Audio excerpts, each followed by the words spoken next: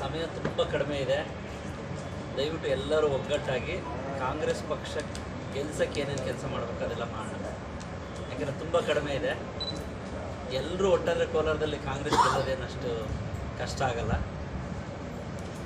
ಇವತ್ತು ನಮ್ಮ ಡೈರೆಕ್ಷನ್ಸ್ ಕೊಟ್ಟಿರೋದು ಇಷ್ಟೇ. KPCCಯಿಂದ ಕಾಂಗ್ರೆಸ್ನ ರಾಜ್ಯ ಸರ್ಕಾರದ ಗ್ಯಾರಂಟಿಗಳು, ಕಾಂಗ್ರೆಸ್ ಬಂದರೆ ಕೇಂದ್ರ ಸರ್ಕಾರದ 5 ನ್ಯಾಯ ಗ್ಯಾರಂಟಿಗಳು, ಅವು ಪ್ರತಿ ಮನೆಗೂ ಪ್ರತಿ ವ್ಯಕ್ತಿಗೂ ತಲುಪಬೇಕು ಅಂತ.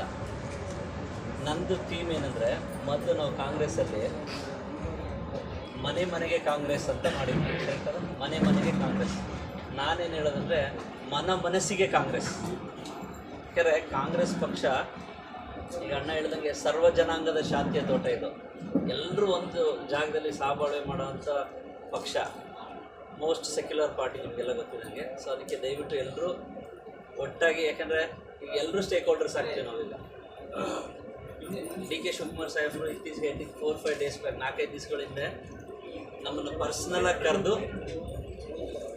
ಡಿಸ್ಟ್ರಿಕ್ಟ್ ಇನ್ಚಾರ್ಜ್ ಕೊಟ್ಟು ಅದರಲ್ಲಿ ಪರ್ಟಿಕ್ಯುಲರ್ಲಿ ಮುಳಬಾಗಿಲು KGF ನೋಡ್ಕೋಬೇಕು ಅಂತೇಳಿ ಮಾಡಿದ್ದಾರೆ. ಬಟ್ ಅಣ್ಣ ಇವರೆಲ್ಲ ಎಲ್ಲರೂ ಗೊತ್ತಿರೋರು, ಹೆಚ್ಚು ಕಡಿಮೆ ಎಲ್ಲ ನೆಂಟರುಗಳು, ಸ್ನೇಹಿತರು, ಹಿರಿಯರು ಎಲ್ಲ ನಮ್ಮ ಗುರುಗಳೇ.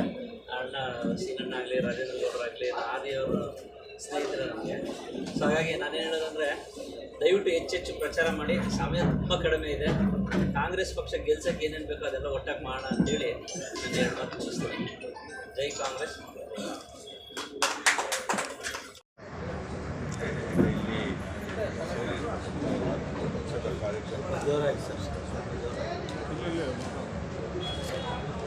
ಇವತ್ತು ಕೋಲಾರ ಪಾರ್ಲಿಮೆಂಟ್ ಕ್ಷೇತ್ರದಲ್ಲಿ ಏನು ಚುನಾವಣೆ ನಡೀತಾ ಇದೆಯೋ, ನನಗೆ ಮತ್ತು ಪ್ರಧಾನ ಕಾರ್ಯದರ್ಶಿ ಆಗಿರ್ತಕ್ಕಂಥ ಡಾಕ್ಟರ್ ಗಂಗಾಧರ್ ಅವ್ರಿಗೆ ವೀಕ್ಷಕರಾಗಿ KPCC ಅಧ್ಯಕ್ಷರು, SC/ST ಸೆಲ್ ಅವರು ಜಗನ್ನಾಥ್ ಅವರು ನಾವು ಬೆಳಗ್ಗೆಯಿಂದ ಸಾಕಷ್ಟು ಮಾತಾಡಿದ್ದೀವಿ. ಇವತ್ತು ಬೆಳಗ್ಗೆ